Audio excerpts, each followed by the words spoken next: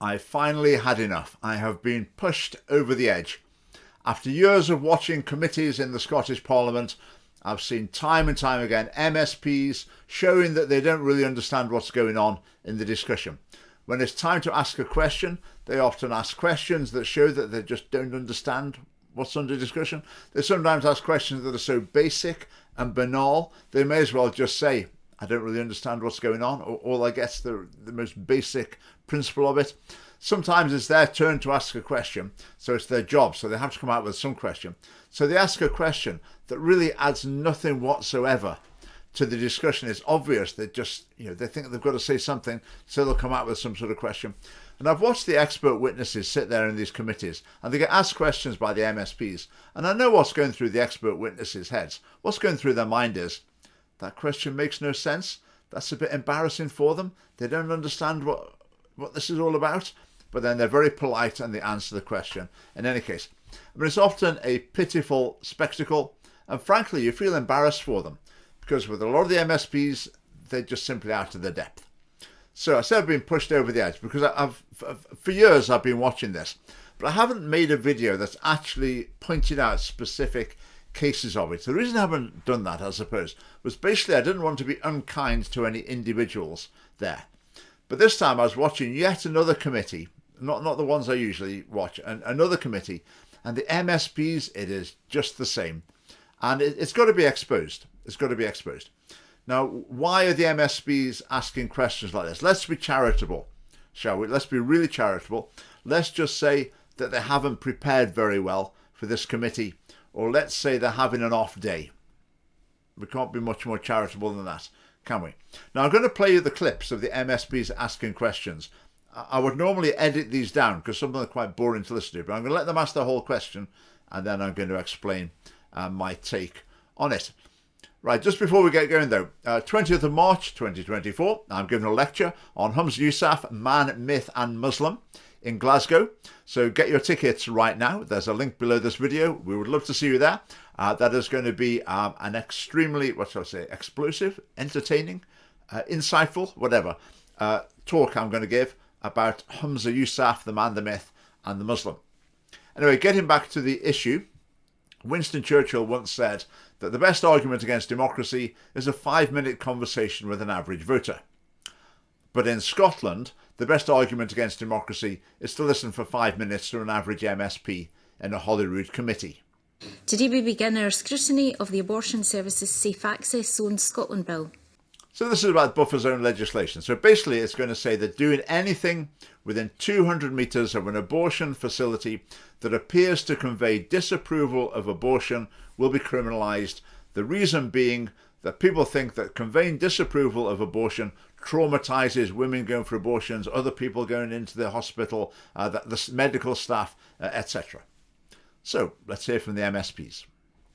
In the States, there's a lot of violence has been perpetrated over the years and real serious intimidation of persons working in healthcare as well. So it's whether it's at GPs' homes or doctors or nurse or staff or all of that. So my point is basically that, when we're speaking about persons that are encountering protests, you've talked earlier about staff as well, and that. So that's, I guess, the overarching aspects of the bill will protect everybody who is going to their work or going to access healthcare. That's what we're aiming for? Is that correct? Is the legislation intended to protect medical staff from encountering pro-life messages? Well, yes. Yes, that's crystal clear in the documentation for the bill. In the discussion in the committee thus far, before this question was asked, this had been talked about at some length, and it was absolutely obvious that that was the intention. So that question is a bit like going to the discussion group of the local mosque and asking if Muhammad was a Muslim. Thank you. Thanks for the presentation. I've got a couple of questions.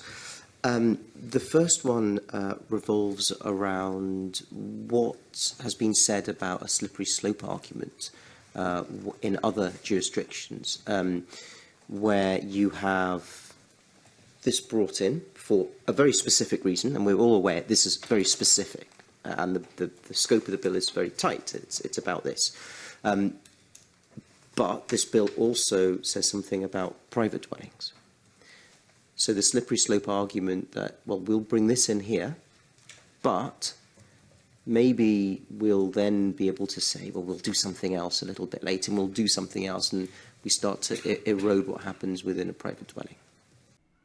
Now, this legislation, Scottish Family Party, me personally, we disagree with it completely. But the bit about private dwellings, it does make sense.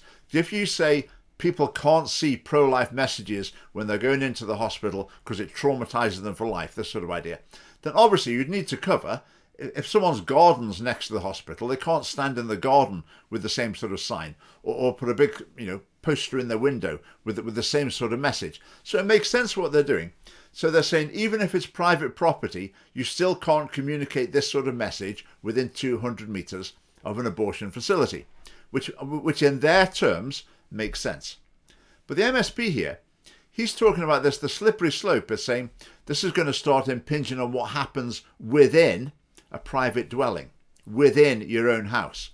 But no, that doesn't make any sense. It makes no sense whatsoever. The private dwelling provision in this bill is for putting things on the outside of your house. So if you're doing what would be banned in the street, but you're doing it from a private property or in a private property instead, then that would be covered, which makes sense. But he's suggesting there's a slippery slope that would impinge on what you do within your house, in your own home, like your conversations within your own home, etc. But that just doesn't make any sense. Now you'll see he's got there his LGBT NHS lanyard on, this Conservative MSP. I mean, he's a doctor, so he must be reasonably intelligent, but... And the other question, especially in other places, is revolving around silent prayer. It's a very... firstly, it's sometimes impossible to know, but sometimes it is, if you're standing in a circle, for example. But if you are silent, you don't have signs or anything. And one of the other things to talk about here, and I'd like you to touch on if you can, is if you are a nun or a priest, then you're more than entitled to wear what you want. If that is it's different to me putting it on and going and standing, which is going to be overt. So the question revolves around that silent prayer, and for ordinary members of the public, but then also for more specifically clergy, nuns, and people like that. Yeah, really good question. Okay, that's a classic example of the expert witness being extremely polite, saying that's a really good question, because it's not a really good question. It's a nonsensical question. I mean, standing in a circle doesn't mean you're praying, but we sort of get the idea. If people are standing in a circle, people might think it's more likely that they're praying. Not that standing in a circle has ever happened at these vigils. But anyway, his main point he gets to is religious garb, priest's outfit, a monk or nun or whatever. And he says if he put on, for example, a priest's outfit, that would be different. Or if he dressed up as a monk to go to a vigil, that would be different. But hang on, why are we discussing people dressing up as monks or priests to go to vigils? I mean, this is like totally divorced from reality. And he's saying it would be different if a member of the public's there compared to a clergyman who's identifiable. Well, why would it be different? You can't tell if someone's praying or not, or the reason that someone's there, by what they're wearing. So their outfit would be of no help. Perhaps he thinks that priests and monks and nuns or whatever, perhaps he thinks they pray 100% of the time, but I actually don't think they do. I mean, about this bill, a lot of questions needed asking, but that question was just completely nonsensical. Thanks, Convener. Just on the back of Sandesh's question about silent prayer, does the other legislation look at the number of people standing outside a clinic, for instance? Because there is a difference between one person that might look like they're a minister or a priest or something, versus 10 people. So does the legislation cover when is it okay to walk into a place or stand outside and in silence? Okay, the number of people that are vigil, that's not in the legislation, but okay, fair enough issue to bring up. But then she says, what if there's one person who looks like a minister or priest? What's that going to do with it? This legislation has nothing to do with people who look like a minister or a priest. I mean, it's about people who are communicating pro-life messages. And then she says, when is it okay to walk into a place in silence? What's she talking about? No one's even considering the right to walk into a place, and to walk into a clinic or a hospital in silence. It doesn't make any sense at all. It's embarrassing. It's painful to watch. So it's a different subject, I suppose. It's about like the rights of protesters versus the rights of a woman who's seeking an abortion. And in our briefing papers, it says that the United Nations Committee on the Elimination of Discrimination Against Women found that several aspects of the law on abortion in Northern Ireland at the time violated women's rights. And as part of the report, they made a number of recommendations that was to protect women from harassment by anti-abortion protesters by investigating complaints and prosecuting and then punishing perpetrators. So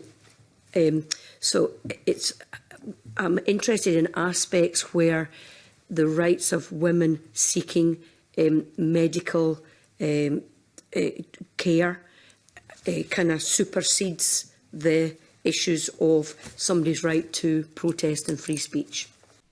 But that's the whole foundation of the bill. The discussion is several steps beyond that, and that question adds nothing to the discussion whatsoever. I mean, in asking that question, all she's doing is revealing her ignorance by showing that she thinks that question still needs answering. The other point I was going to raise was just following up on this discussion about the UK legislation. So if I understand it correctly, the zones, the abortion zones within that legislation are couched in terms of broader zones within other protest activities. Is that correct? So, for example, people protesting outside workplaces because they're not happy about what's manufactured there, or outside other facilities because they're not happy about something else that's happening in a specific area, or other forms of political protest. Is that how it's framed in the UK legislation? I think maybe I didn't explain it super well. Now, in the UK, the buffer zone legislation was part of a broader protest bill, the Public Order Bill. And the expert witness there did explain it perfectly well. She's just being polite when she's saying that maybe she didn't explain it very well. But the MSP there was saying, in the UK bill, is it that there are broader zones within other protest activity? No, she didn't explain anything remotely like that. It's not even clear what that means. So my question was sort of, at the moment, obviously there is no protest that occurs outside of an IVF clinic. But given what happened in Alabama, suppose that does happen. Do you think bills like this would give us the flexibility to be able to future-proof anything that happens in the future? Or do you think that actually we need to maybe come back and relook at it if something happens? Okay, talking about potential future protests against IVF, so around hospitals that are implementing IVF processes. So it says, would this bill give flexibility? Well, of course it wouldn't. Because this bill's about abortion facilities. It's absolutely crystal clear that it's only about abortion facilities. I mean, IVF is not regarded as a means of abortion. So would it future-proof anything that happens in the future? Or do we need to come back and relook at the legislation? Well, the answer is, well, of course you need to come back and look at the legislation, because it wouldn't cover it. The answer is just obvious. I think what he meant to be asking was saying, if we needed to have a bill to cover protests about IVF, could we amend this bill, or would we need a new one? That might have been a sensible question.